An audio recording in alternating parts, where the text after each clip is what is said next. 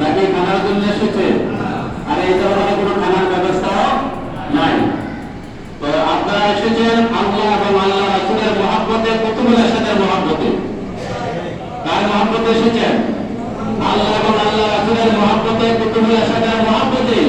এই দূর দূরান্ত থেকে আপনারা এত কষ্ট করে গাড়ি ভাড়া দিয়ে নিজের টাকা পয়সা খরচা করে এই মহব্বতে এসেছেন। আল্লাহ রাব্বুল আলামিন যেন আপনাদের সকলকে মহব্বত করে সকলে বলে আমিন। আল্লাহ রাব্বুল আলামিন যেন আমাদের সকলকে হেফাজতে রাখে বিপদ আপদ বালা মুসিবত থেকে। আল্লাহ রাব্বুল আলামিন যেন আমাদের সকলকে হেফাজতে রাখে সকলে বলে আমিন। আল্লাহ রাব্বুল আলামিন আমাদেরকে দুনিয়াতে পাঠাইছেন। এই দুনিয়াটা হলো আমাদের ক্ষণস্থায়ী, আর পরকাল আমাদের জন্য চিরস্থায়ী। আমরা মুসলমান ক্ষণস্থায়ীর জন্য পাগল হয়ে গেছি, চিরস্থায়ীর জন্য আমরা পাগল হয়ে যাই। হয়েছি বাবা? দুনিয়ার জন্য যে পাগল হয়েছেন আপনারা আমরা সকলেই, কিন্তু আখিরাতের জন্য একবার আমরা পাগল হয়ে যাই। বুঝতে পারছি? হ্যাঁ, দুনিয়ার জন্য আপনি যে কাজকর্ম করতেছেন, দুনিয়াতে শান্তিতে থাকার জন্য, আখিরাতের জন্য এত কষ্ট করতেছেন আপনারা, কে করতেছেন বলেন? যারা সরকারি চাকরিজীবী করেন তারা নিয়মিত 8 ঘন্টা 10 ঘন্টা ডিউটি করে কিনা? যারা বিভিন্ন দেশে বিভিন্ন চাকরি করে, দোকানপাটে চাকরি করে, তাদের একটা সময় আছে, নির্ধারিত সময় আছে, কি পরিশ্রম করে কাজ করে কিনা? মাথার গান পায়ে ফেলায় আমরা কাজ করতেছি, কিন্তু আল্লাহর জন্য আমরা কি করতেছি না, সেই কাজটা করতেছি না বাবা। এই একটা গরম পৃথিবীতে বাংলাদেশের মধ্যে চলতেছে, আমাদের অনেক অনেক মানুষের অনেক কষ্ট হচ্ছে কিনা? হ্যাঁ, অনেক জায়গায় বৃষ্টি নামাজও হচ্ছে কিনা? হইতেছে কিনা? আপনারা দেখতেছেন অনেক জায়গায় বৃষ্টি নামাজও হচ্ছে। মোবাইলে দেখবেন অনেক জায়গায় অনেক আলেমোলামা বৃষ্টি নামাজ পড়তেছে, কিন্তু আমাদের পাপের কারণে আল্লাহ পাক আমাদেরকে এই গজব দিচ্ছে। এই জন্য আল্লাহ রাব্বুল আলামিন যখন মানব বসে পাপ করে, তখন বিভিন্ন ভাবে আল্লাহ পাক রাব্বুল আলামিন তাদেরকে অনাবৃষ্টি, বেশি বৃষ্টি, বান তুফান দিয়ে বিভিন্ন ভাবে অনেক সময় রোগ বিমার দিয়ে তাদেরকে পরীক্ষা করে। কি করে? পরীক্ষা করে। এই পরীক্ষা যারা কামিয়াব হবে তারাই জীবনের দরজা বন্ধ করবে। তো আল্লাহ রাব্বুল আলামিন আমাদেরকে এই প্রচন্ড গরমের মধ্যে আপনারা দূর দূরান্ত থেকে এত কষ্ট করে আল্লাহর ওলির দরবারে এসেছেন। আল্লাহ সকলকে যেন কবুল করে, সকলে বলে আমিন। ওলির দরবারে আপনারা একমাত্র ওলির মহব্বতে এসেছেন, আর কোন জন্য আপনারা এসেছেন? ওলির মহব্বতে যে এসেছেন, আল্লাহ যেন আপনাদেরকে মহব্বত করে। আমরা দোয়া করি সকলকে যেন আল্লাহ পাক মহব্বত করে, সকলে বলে আমিন। যার প্রতি আল্লাহর মহব্বত দুনিয়াতে আখিরাতে থাকবে, সে কখনো লাঞ্ছিত অপমানিত হবে না। আমরা গত সপ্তাহে আলোচনা করেছি হাসরের ময়দান সম্পর্কে, কি আলোচনা? হাসরের ময়দানের অবস্থা। তো আজকেও হিসাব নিকাশ সম্পর্কে আলোচনা। হাসরের ময়দানে আমাদের হিসাব নিকাশ দিতে হবে কিনা? দুনিয়ার মধ্যে যখন মানুষ ব্যবসা বাণিজ্য করে হিসাব নিকাশ করে কিনা? সে রাত্রেবেলা একটা হিসাব নিকাশ করে যে আমার কত টাকা লাভ হলো, কত টাকা লস হলো, হিসাব নিকাশ করা হয়। তো আল্লাহ রাব্বুল আলামিন আমাদেরকে হিসাব নিকাশ দিবে। কোন সময় নেবে? হাসরের ময়দানে। কোথায় নেবে? যখন কিয়ামত হয়ে যাবে, হাসরের ময়দানে সমস্ত মানব যখন একত্রিত হবে, তখন কি করবে? আল্লাহ রাব্বুল আলামিন বান্দা বান্দীদেরকে কি দিবে? হিসাব। ওই হাসরের ময়দানে 5টা হিসাব না দেওয়া পর্যন্ত, 5টা প্রশ্নের উত্তর দেওয়া না পর্যন্ত কোন বান্দা বান্দী হাসরের ময়দান থেকে পাও লড়াইবার মতো ক্ষমতা পাবে না, আল্লাহ পাক দিবে না। কয়টা প্রশ্ন নেবে? 5টা প্রশ্ন। এই 5টা প্রশ্ন সিরাজুস সালিকিনের মধ্যে আছে কিনা বাবা? যারা বলছেন সিরাজুস সালিকিনের মধ্যে 30 পৃষ্ঠার মধ্যে আছে। আল্লাহ রাব্বুল আলামিন বান্দা বান্দীদেরকে হাসরের ময়দানে কয়টা প্রশ্ন করবেন? 5টা প্রশ্ন করবেন। এই 5টা প্রশ্নের উত্তর না দিতে পারলে তাকে কি করা হবে না? হাসরের ময়দান থেকে পা লড়াইবার ক্ষমতা দেওয়া হবে না। দুনিয়ার মধ্যে পরীক্ষার মধ্যে কি আছে? প্রশ্ন আছে কিনা? প্রশ্নের উত্তর যদি না দিতে পারে সে কি 5টা ফেল? খাতার মধ্যে যদি কোনো না লেগে দেয় বা 5টা ফেল। আর 12 ছাত্রের হোক না কেন, খাতার মধ্যে না লেগে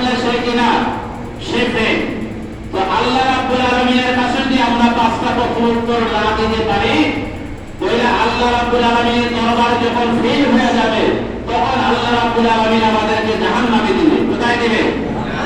আর পাঁচটা প্রশ্নের উত্তর দিতে পারলে আল্লাহ রাব্বুল আলামিন আমাদেরকে জান্নাতের মধ্যে দিবে। এই পাঁচটা প্রশ্ন কি সম্পর্কে আমাদের জানা দরকার আছে কিনা বাবা?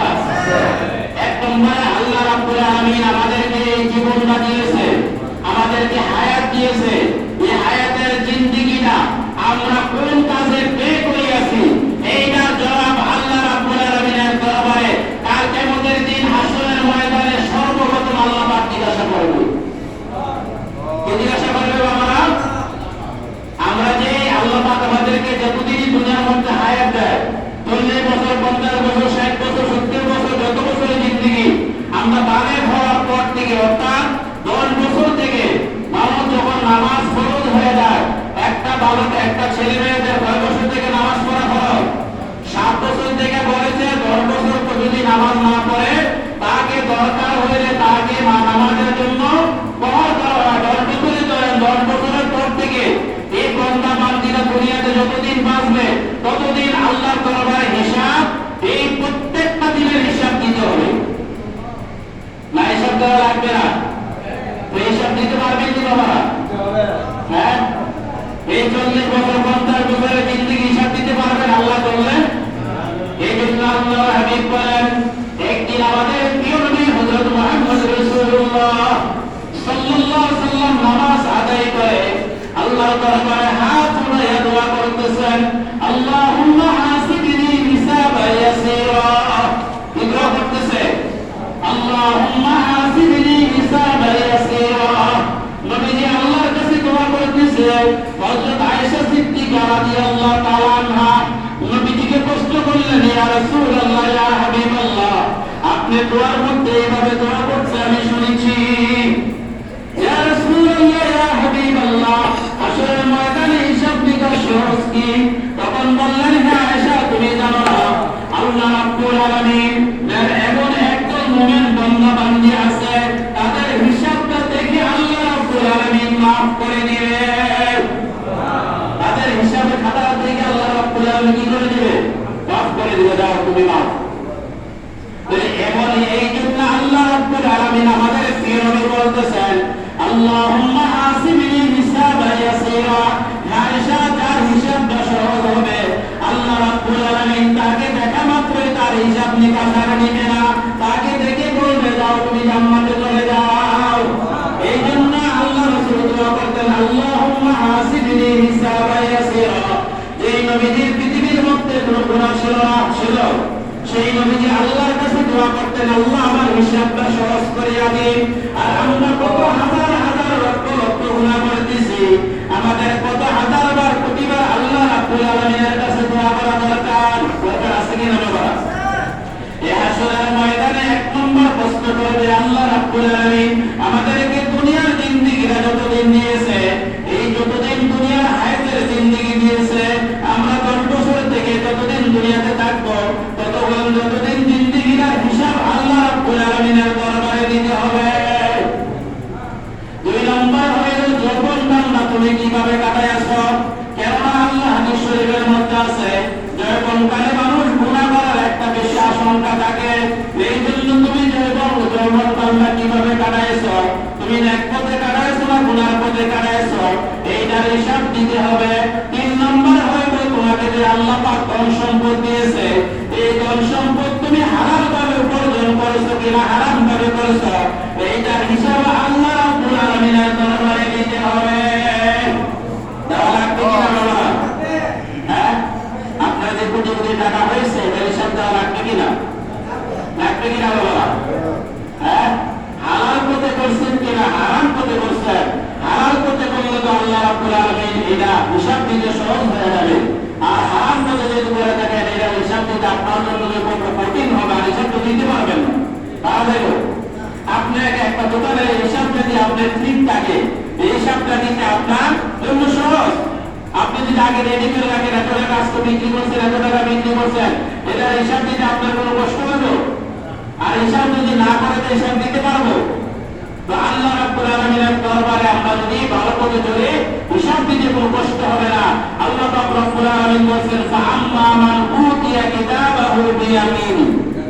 আল্লাহ রাব্বুল আলামিন ওই বান্দার হাতের মধ্যে যারা নেককার বান্দা বান্দি হবে, তার ডাইন হাতে আমলনামা দেওয়া হবে। কোন হাতে দেওয়া হবে? ফাআম্মা মান উতিয়া কিতাবাহু বিয়ামিনি, তার ডাইন হাতে আমলনামা দেওয়া হবে। ফাসাউফা ইউহাসাবু হিসাবান ইয়াসীরা। আল্লাহ রাব্বুল আলামিন যার ডান হাতে আমলনামা দেওয়া হবে, তার জন্য হিসাব দেওয়া সহজ হয়ে যাবে।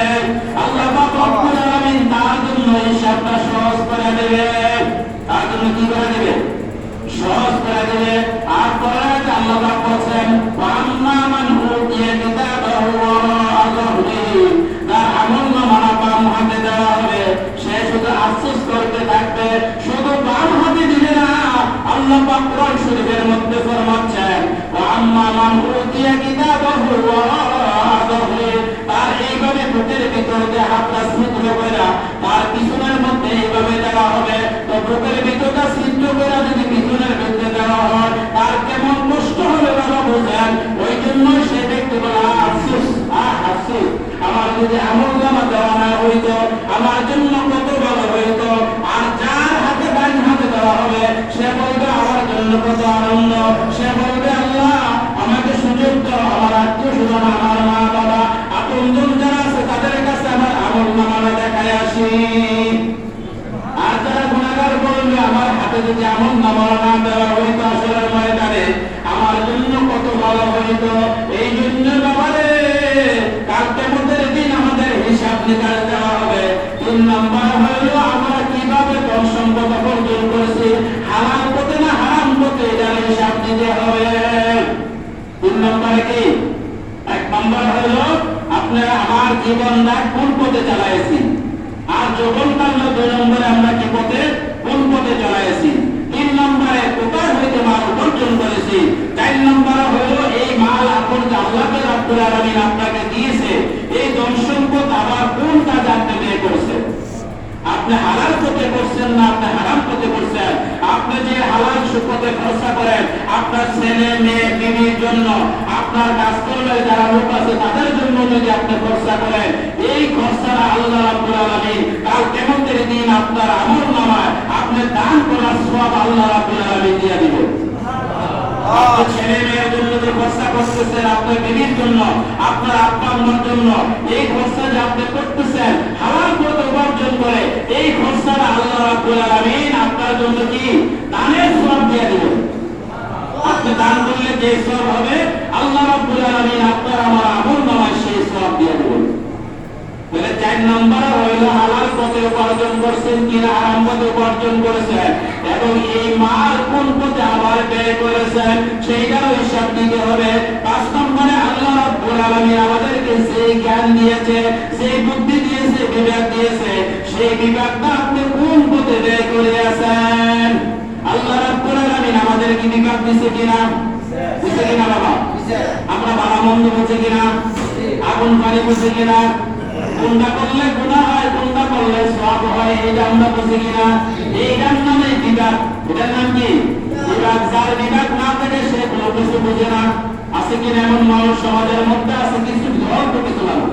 হাজারের মধ্যে 2 জন আছে তাদের বিবেকে বুদ্ধি দেয় না, তাদের বিবেক নাই, তারা বুঝে না, এমন মানুষ আছে। তো আল্লাহ রাব্বুল আলামিন আমাদেরকে যে বিবেক দিয়েছে, বুদ্ধি দিয়েছে, জ্ঞান দিয়েছে, সেই বুদ্ধি বিবেকটা জ্ঞানটা আমরা কোন পথে ব্যয় করে আছি সেটা আল্লাহ রাব্বুল আলামিনের দরবারে হিসাব দিতে হবে। তাহলে আসরের ময়দানে আমরা কয়টা হিসাব দিতে হবে? এই 5টা হিসাব না দেওয়া পর্যন্ত হাসরের ময়দান থেকে পা বাড়াইবার কারো ক্ষমতা নাই। তাহলে এই হিসাব দেওয়া লাগবে কিনা? হিসাব দিতে হইলে বাবা সবসময় প্রস্তুতি থাকতে হবে। কি থাকতে হবে? হিসাব নিকাশটা ভালো করে প্রস্তুতি রাখতে হবে। আপনার হিসাবটা ভালো করে রাখতে হবে। আপনি কোন পথে আপনি জিন্দেগিটা ব্যয় করছেন, ব্যয় করছেন, কোন পথে আপনি ভালো পথে না খারাপ পথে ব্যয় করছেন, এই হিসাবটা আপনি কি করে রাখতে হবে? ভালো করে রাখতে হবে। এই জন্য আল্লাহ রাসূল বলেছেন হাসরের ময়দানে এই হিসাব নিকাশ দিতে হবে। এই 5টা প্রশ্ন না দেওয়া পর্যন্ত হাসরের ময়দান থেকে আমাদের পা বাড়াইবার ক্ষমতা নাই।